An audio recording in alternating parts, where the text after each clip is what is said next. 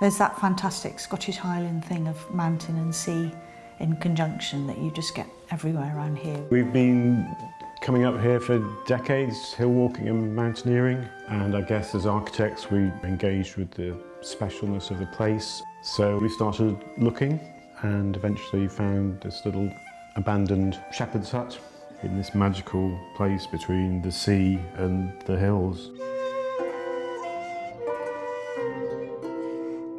It's quite a quiet little tucked away place. You just kind of slip into it and nobody really particularly knows you're there apart from the glimpses of the red roof from the roads.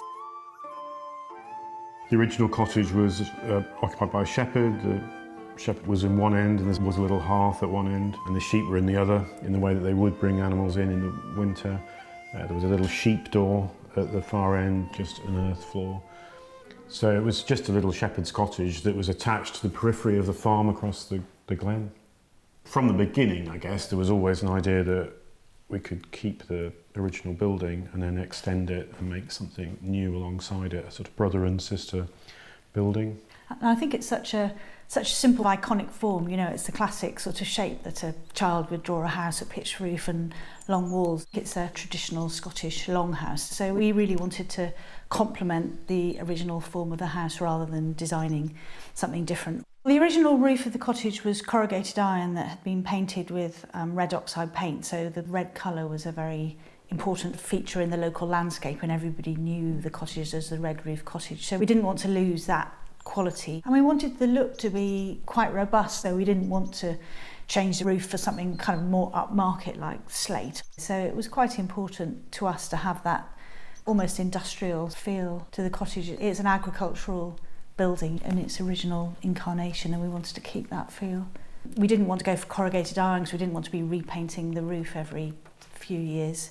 So steel really was a good solution, suitable for the environment, the galvanising, because it's a marine environment. So together with the walls and the wood, you know, we've got this kind of incredibly durable, low maintenance envelope, which is absolutely what you need in this Scottish environment. If you look at modern tin roofs generally here, they have very big edges, very big framing pieces at the ends of the roofs, whereas this system of Swedish steel is very workable, pliable material.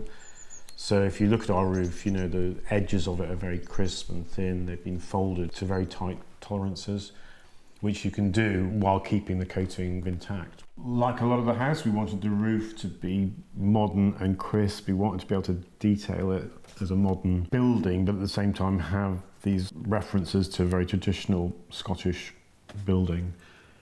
The Swedish steel product gave us that opportunity to do that and get some very refined details going on. But we also wanted to be relatively direct about the replacement of the old roof. In other words, we wanted the original curvilinear profile.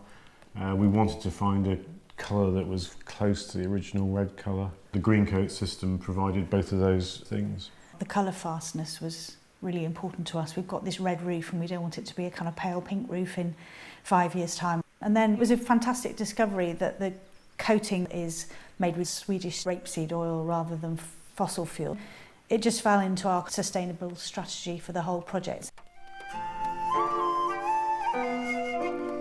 It was great to get all those awards because we didn't set out to sort of just make a development, we set out to make a piece of architecture. So to be recognised through one's peers really as having achieved something in this landscape and this environment, yeah, it's really good. Yeah, it's great.